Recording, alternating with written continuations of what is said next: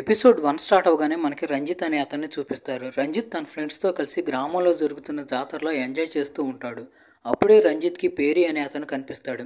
వెంటనే రంజిత్ తన friend రాముకి phone చేసి, అరే రాముగా, నీ ఎనిమి పేరిగాడు జాతరకు వచ్చాడు, నువ్వు తొందరగా రా అంటాడు.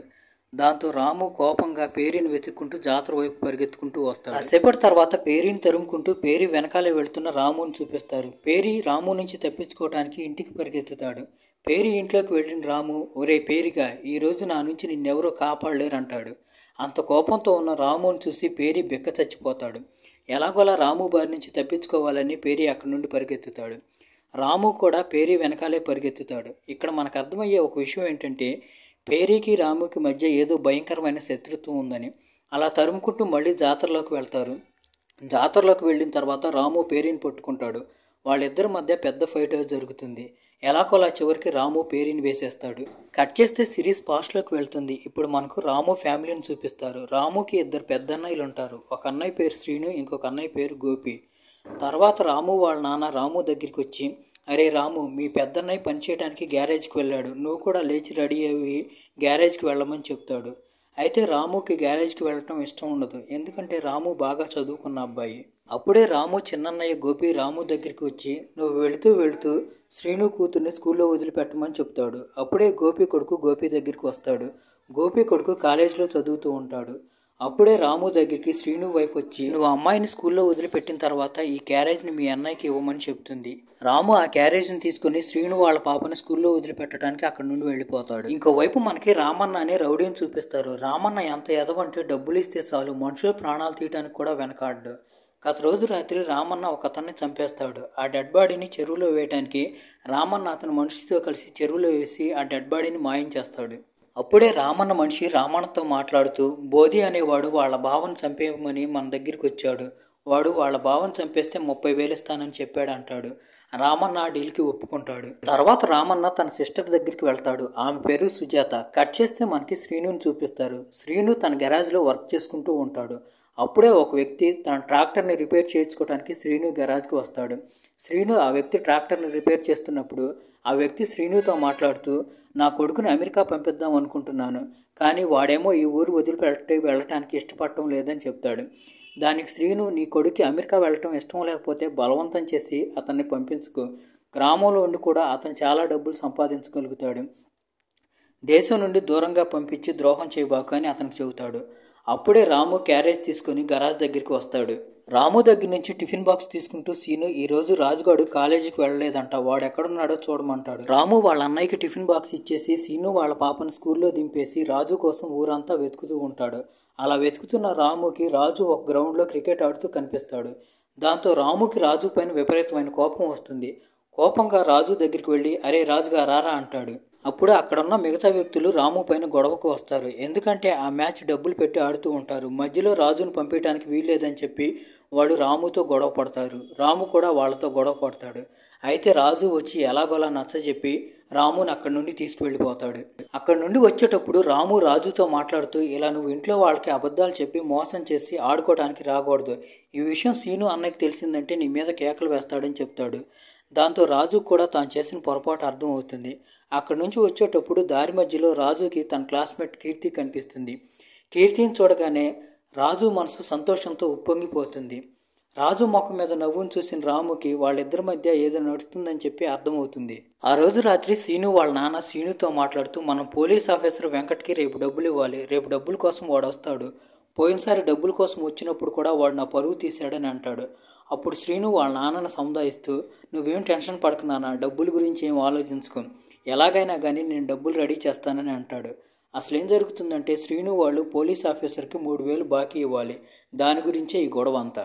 తర్వాత రోజు ఉదయం మనకి పేరి అనే అతన్ని చూపిస్తారు. పేరి ఒక పెద్ద దొంగని ఊర్లో అందరికీ తెలుసు. నిజానికి పేరి రౌడీ రామన్న బ్రదర్. కాసేపటి తర్వాత ఒక పెద్ద ఆయన వచ్చి శ్రీను వాళ్ళ నాన్నతో మాట్లాడుతూ ఉంటాడు. అప్పుడే వెంకట్ అక్కడికి వచ్చి శ్రీను వాళ్ళ నాన్నతో, ఈసారి నా డబ్బులు ఇవ్వలేదంటే నిన్ను వదిలిపెట్టను అంటాడు. ఆ మాటలు ఉన్న శ్రీనుకి వెంకట్ మీద విపరీతమైన కోపం వచ్చి వెంకట్ చెంప పగల కొడతాడు. శ్రీను వాళ్ళ నాన్న శ్రీనుని వెంకట్ని సముదాయించడానికి ట్రై చేసినా కానీ శ్రీను కోపం ఆగదు. అయితే వెంకట్ వెళ్ళబోయే ముందు, అరే సీనుగా, నా చెంప పగలగొట్టావు కదా, ఈ చెంప దెబ్బకు ప్రతీకారం తీర్చుకోకుండా నిన్ను వదిలిపెట్టనని వార్నింగ్ ఇచ్చి అక్కడి నుండి వెళ్ళిపోతాడు. అదే రోజు రాత్రి మనకి సుజాత ఇంట్లో ఉన్న గోపిని చూపిస్తారు. నిజానికి సుజాత గోపి వైఫ్ కాదు. సుజాతకి గోపికి మధ్య ఎఫ్ఐఆర్ నడుస్తూ ఉంటుంది. తర్వాత పేరి గోపితో మాట్లాడుతూ, నువ్వు మా సిస్టర్ని ఎప్పుడు పెళ్లి చేసుకుంటావు, పెళ్లి చేసుకుని ఎప్పుడు నీ ఇంటికి తీసుకువెళ్తావని అడుగుతాడు.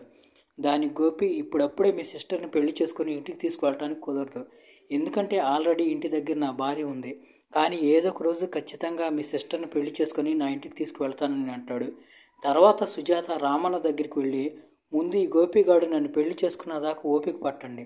వీడు నన్ను పెళ్లి చేసుకున్నాడంటే వాడి ఆస్తి మొత్తం మన చేత చిక్కుతుంది. తర్వాత రాజ్యం మొత్తం మనం వేలొచ్చు అని చెప్తుంది. ఇక్కడే మనకు అర్థమయ్యే ఇంకో విషయం ఏంటంటే నిజానికి సుజాత నిజంగా గోపిని ఇష్టపడటం లేదు. అతని ఆస్తి కోసమే అతనితో రిలేషన్లో ఉంది. ఇక్కడితో ఎపిసోడ్ 1 ఎండ్ అయిపోతుంది. ఎపిసోడ్ 2 స్టార్ట్ అవగానే రామన్నను చూపిస్తారు. రామన్నకి బోధి వాళ్ళ బావను చంపేమని సుపారీ ఇవ్వడంతో ఆ రోజు రాత్రి రామన్న బోధి వాళ్ళ బావ ఇంటికి వెళ్ళి అతన్ని చంపేస్తాడు. తర్వాత మనకి అన్న అనే ట్రక్ డీలర్ని చూపిస్తారు. నిజానికి అన్న పెద్ద పెద్ద వాళ్ళకి గంజాయి సప్లై చేస్తూ ఉంటాడు. కాసేపటి తర్వాత అన్న దగ్గరికి రాము వచ్చి, వీలైతే మీరు నాకు ఏదైనా ఉద్యోగం ఇప్పించగలరా అని అడుగుతాడు. దానికి అన్న నేను నీకు ఉద్యోగం ఇస్తాను, కానీ ఒక విషయం గుర్తుపెట్టుకో, నువ్వు నిజాయితీగా పనిచేయాలి. డబ్బుల కోసం నన్ను మోసం చేయకూడదు. ఎప్పుడైనా కానీ పోలీసులు నిన్ను పట్టుకుంటే నా పేరు చెప్పకూడదు అంటాడు. రాము కూడా ఆ కండిషన్స్ అన్నిటికీ ఒప్పుకొని అన్న దగ్గర జాయిన్ అవ్వడానికి సిద్ధపడతాడు. తర్వాత కొంతమంది అన్న దగ్గరికి గంజాయి కోసం వస్తారు. అన్న కూడా వాళ్ళతో కూర్చొని మాట్లాడుతూ ఉంటాడు. అప్పుడే అక్కడికి పేరి వస్తాడు. పేరిని చూడటంతోనే అన్న కోపంతో చిందులు వేస్తూ ఉంటాడు. ఎందుకంటే కొన్ని రోజుల క్రితం పేరి అన్న డబ్బుల్ని దొంగతనం చేశాడు. దాంతో పేరిని చూసిన అన్న కోపంగా, ఇప్పుడు నీ అవసరం నాకు లేదు, నువ్వు నా డబ్బులు దొంగతనం చేశావు, నిన్ను పనిలో నుంచి తీసేశాను, ఇప్పుడు నీ బదులుగా రాముగాడిని పనిలో పెట్టుకున్నాను, వాడే చూసుకుంటాడు అని అంటాడు. ఆ మాటలు వినగానే పేరీకి రాము మీద విపరీతమైన కోపం వచ్చి రాముని తిట్టుకుంటాడు. రాము ఆ రోజు పని కంప్లీట్ చేసుకుని ఇంటికి వెళ్తూ ఉంటాడు. అప్పుడే పేరి తన మనుషులతో కలిసి రాము మీద అటాక్ చేస్తాడు. పేరి మనుషుల్లో ఒక అతను రాముని చంపేయబోతాడు. అయితే రాము ఎలాగోలా తప్పించుకుని ఇంటి వైపు పరిగెత్తుతాడు.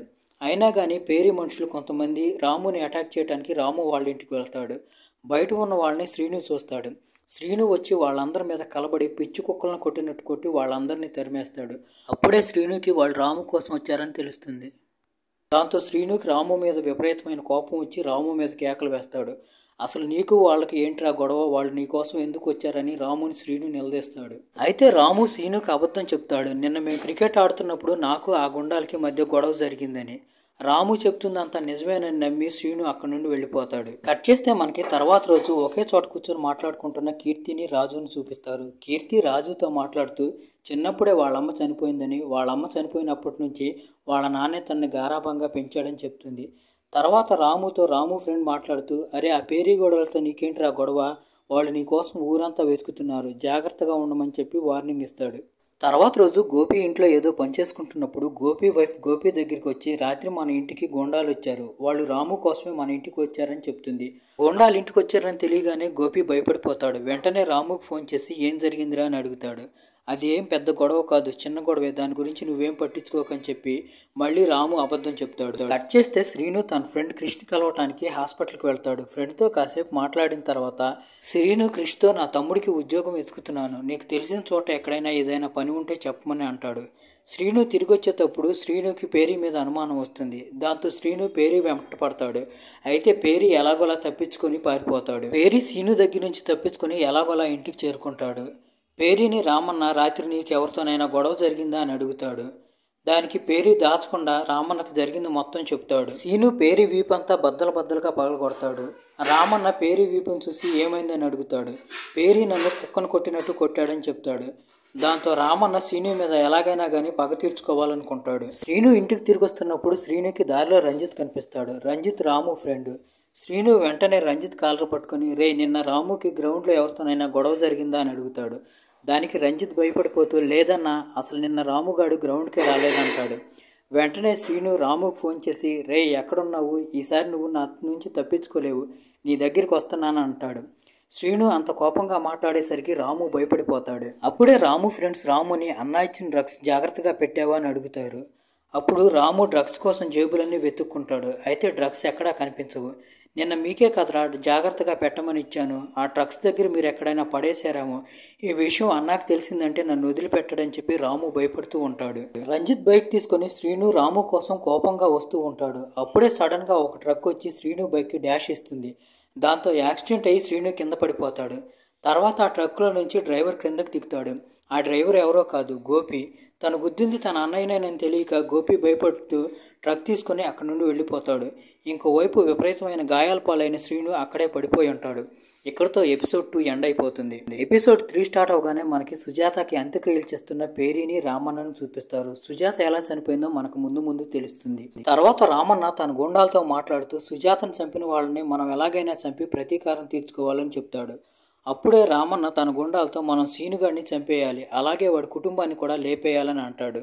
అయితే ఆ గూండాలు సీను మాట వినగానే భయపడిపోతూ సీనుగాడిని అయితే మనమేమీ చేయలేం, కానీ ఇప్పుడు వాడు యాక్సిడెంట్ అయ్యి హాస్పిటల్లో ఉన్నాడు, వాడి ఫ్యామిలీని అయితే లేపేయొచ్చు అంటారు. వాళ్ళంతా కలిసి సీను ఫ్యామిలీని లేపేయడానికి రెడీ అయిపోతారు. తర్వాత మనకి పోలీస్ స్టేషన్లో కోపంగా కూర్చున్న వెంకట్ని చూపిస్తారు. కాసేపటి తర్వాత నారాయణ అనే కానిస్టేబుల్ వెంకట్ దగ్గరికి వచ్చి ఏమైంది సార్, ఎందుకు అంత కోపంగా ఉన్నారని అంటాడు.